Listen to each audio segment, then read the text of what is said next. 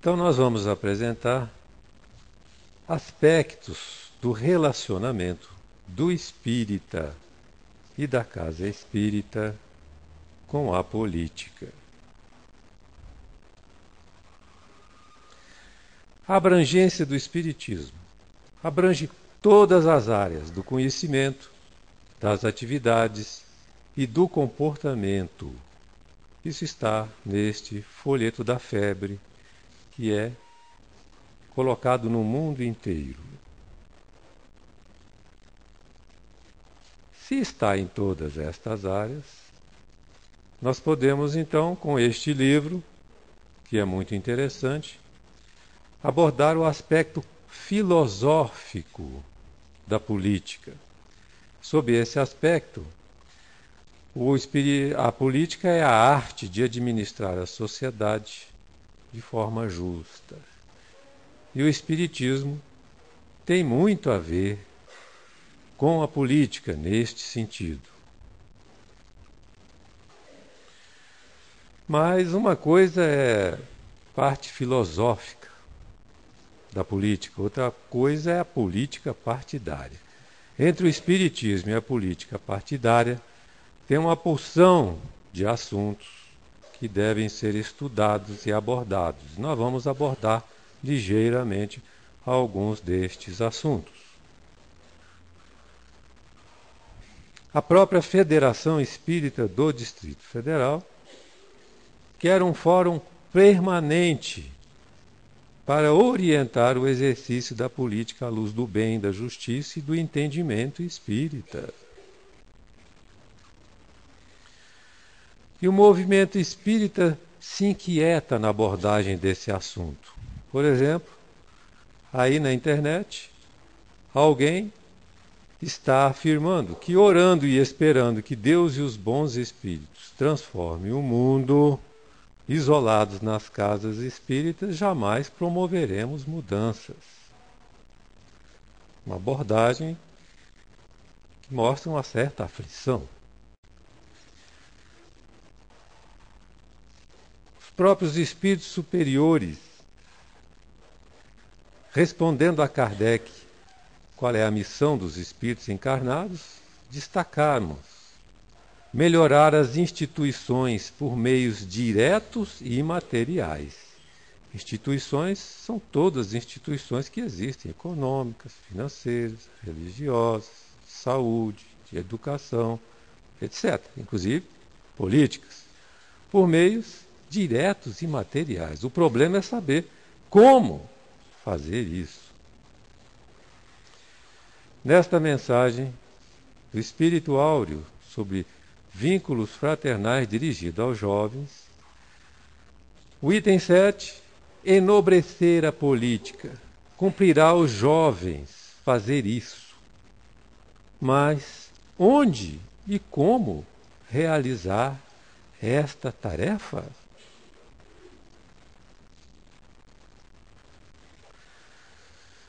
O movimento espírita não está parado. Está sempre provocando situações, inclusive nas áreas da política, da justiça. Aí nós temos entidades como o presidente da Federação Espírita Brasileira, entregando no Congresso Nacional um pedido para a não aprovação da lei do aborto.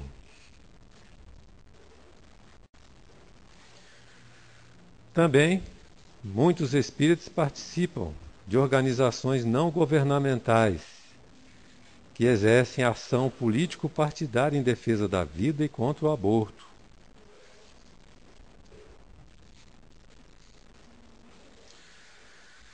Martins Peralva, neste artigo do Reformador, lembra que é tradição a instituição espírita não participar de política partidária, mas seus adeptos podem fazê-lo se tiverem vocação política. Muito interessante isso. Mas a União Espírita Mineira não se envolve em política partidária e qualquer diretor tem que se licenciar quando vira candidato a cargo eletivo do país.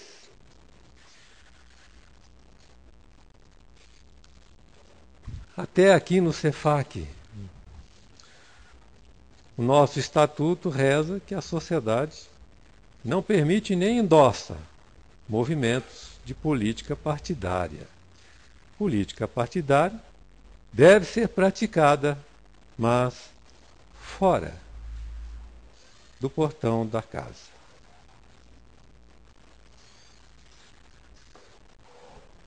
Esta revista, em seu editorial de junho, destaca um trecho da mensagem de Dr. Bezerra por Chico Xavier. É indispensável manter o espiritismo qual foi entregue por Kardec, sem compromissos políticos, profissionalismo religioso, personalismos deprimentes e impruridos de conquista de poderes terrestres transitórios. Bela recomendação! E neste editorial, muitos outros comentários interessantes.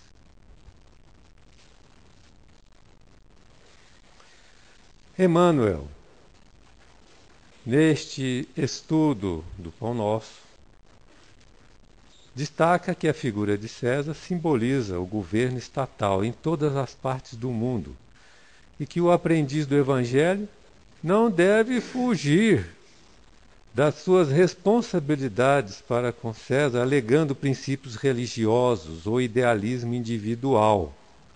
Portanto, também nós estamos sendo sempre motivados à participação nas coisas do Estado, a política é uma delas, mas como fazer isso?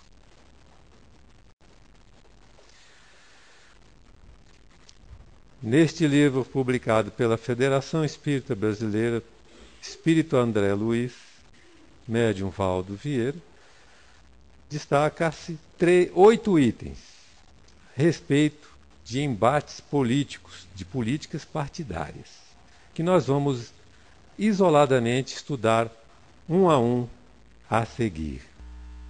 Destacar claramente o eterno do passageiro. Situar em posição clara e definida as aspirações sociais e os ideais espíritas cristãos, sem confundir os interesses de César com os deveres para com o Senhor. Só o Espírito possui eternidade. Sobre as paixões partidárias. Distanciar-se do partidarismo extremado. Paixão em campo, sombra em torno. Propaganda política na tribuna espírita.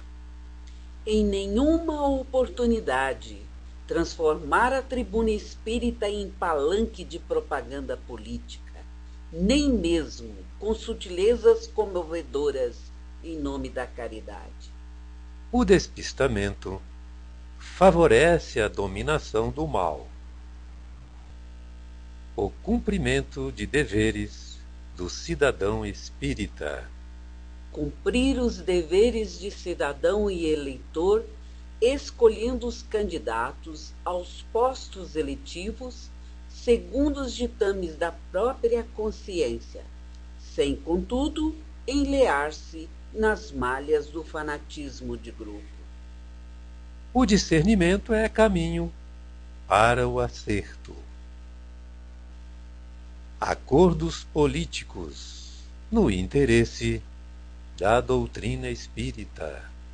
Repelir acordos políticos que, com o empenho da consciência individual, pretextem defender os princípios doutrinários ou aliciar prestígio social para a doutrina, em troca de votos ou solidariedade a partidos e candidatos. O Espiritismo não pactua com interesses puramente terrenos. Espíritas buscando votos entre espíritas. Não comerciar com o voto dos companheiros de ideal, sobre quem a sua palavra ou cooperação possam exercer alguma influência. A fé nunca será produto para o mercado humano. a condenação de políticos. Por nenhum pretexto, condenar aqueles que se acham investidos com responsabilidades administrativas de interesse público, mas sim orar em favor deles, a fim de que se desincumbam satisfatoriamente dos compromissos assumidos. Para que o bem se faça, é preciso que o auxílio da prece se contraponha ao látego da crítica. Sobre a representação política do Espiritismo. Impedir palestras e discussões de ordem política nas sedes das instituições doutrinárias, não olvidando que o serviço de evangelização é tarefa essencial. A rigor, não há representantes oficiais do Espiritismo em setor algum da política humana. Dr. Bezerra, neste artigo, comenta a questão dos espíritos, que é igual à dos homens encarnados, que para o centro espírita se deslocam em acentuados desequilíbrios com o propósito de aprender, para serem doutrinados e aí permanecer para prosseguir no tratamento. Desta forma, o centro espírita deve se transformar num verdadeiro santuário de respeito e de oração, e nada praticar aí que não se conceba num hospital junto a um leito de dor ou num santuário de oração. Dr. Bezerra, por Chico Xavier. E Kardec, na Revista Espírita, 62, comenta: o que procurar na casa espírita? Afasta questões de política e questões irritantes. Procurai no Espiritismo aquilo que vos possa melhorar. É isto que devemos procurar na casa espírita.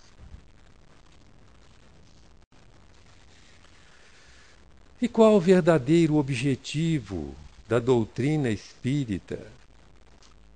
O verdadeiro objetivo da doutrina espírita é o da questão moral. E a tática dos adversários é afastar os espíritas deste objetivo. Portanto, prestemos atenção ao objetivo que nos reúne na casa espírita. Mas então como se darão as reformas sociais? É simples, afirma Kardec. Basta melhorar os homens. E aí, as reformas sociais serão uma consequência natural da melhoria dos homens. Portanto, nós temos que trabalhar nisso, na melhoria do homem.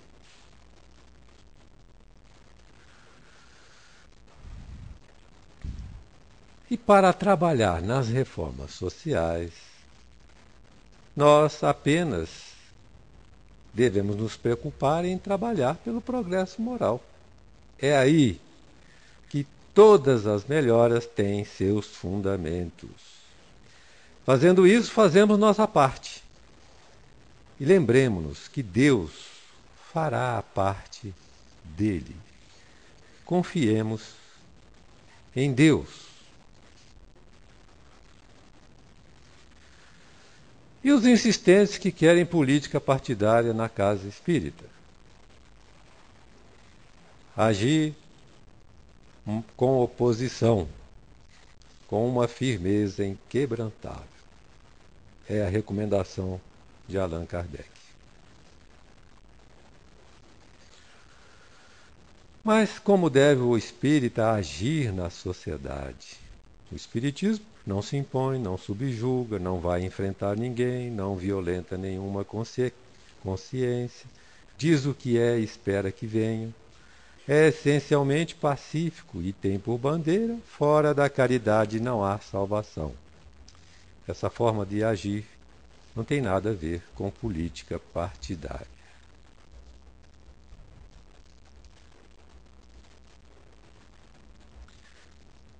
E como o espírita deve participar na sociedade? Até que limite ele deve participar? Ele deve atuar no interesse coletivo até o limite de suas forças, dentro dos princípios e leis da doutrina social espírita.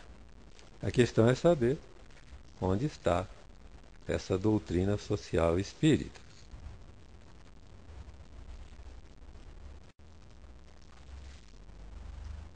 A doutrina social espírita é essa aí. Está na terceira parte do Livro dos Espíritos. São as leis. E se nós as praticarmos, estaremos realizando todas. Importantes porque são da natureza, divinas. E as suas aplicações estão aí sobre as desigualdades, as diferenças do poder, do ouro, as aflições, nas consolações, e relações entre ricos e pobres, superiores e inferiores, bons e maus, patrões, empregados, etc., etc.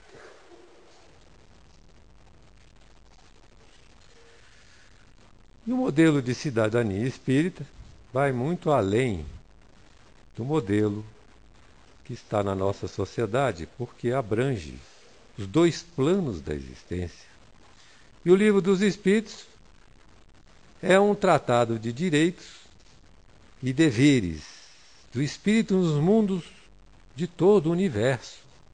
O Evangelho é um tratado de reformas sociais necessárias ao homem no plano terrestre. Jesus afirmou: é dos humildes o reino dos céus. Já é. E será dos brandos e pacíficos a posse da terra.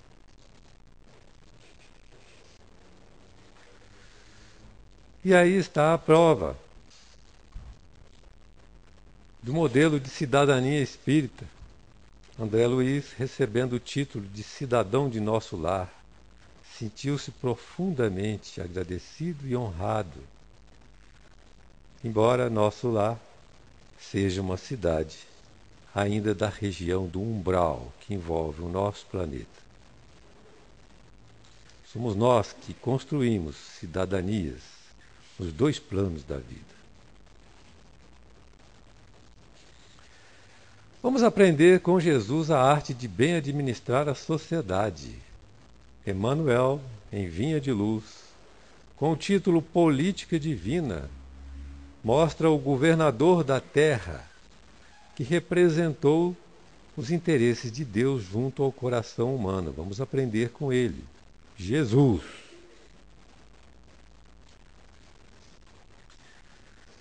E Emmanuel propõe as plataformas do Evangelho, que tornarão a terra templo da verdade e da fé viva, da paz e do amor, sob o governo de Jesus, fundamentado na educação moral, que é a base da arte de bem administrar, que é a política, filosoficamente falando, que prepara os políticos para ações partidárias. E as plataformas do Evangelho são aí. Sobre Deus, como deve ser nossa relação com Deus?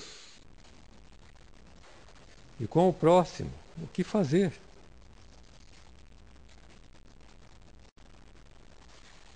E conosco mesmo, com relação ao que temos dentro de nós. E com aqueles que nos fazem o mal, qual deve ser o comportamento?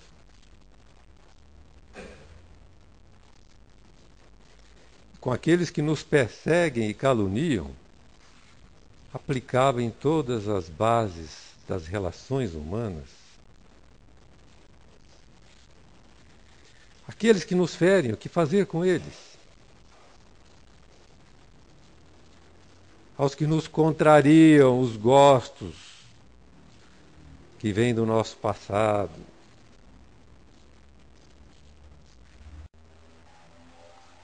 E aos menos afortunados e mais pobres, o que fazer com eles?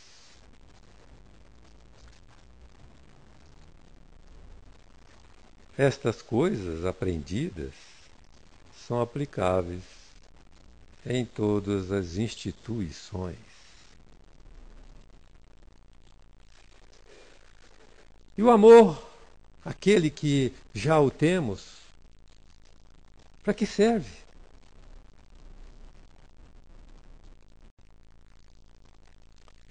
E aos desalentos, que fazer com os caídos?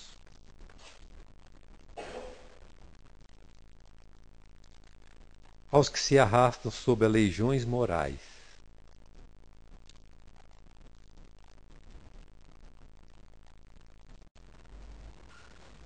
E com a ignorância, o que fazer com ela? Ótimas recomendações para a política partidária em todos os tempos da nossa humanidade. E Emmanuel pergunta: dependerás acaso de decretos humanos para começar? Onde fazer isso? Em todas as instituições. Quando? Agora. Em todos os momentos da nossa vida. E o resultado da educação moral praticada em casas como as casas espíritas, o Evangelho de Jesus é este. Será a última aristocracia na Terra, reunindo inteligência e moralidade, porque o povo se submeterá às criaturas que têm inteligência e moral elevada reunidas, porque estará inspirado pela confiança e pelas luzes e pela justiça que deles emana. E este será o sinal do advento do reinado do bem da terra. Vejam bem, isso não chegou ainda.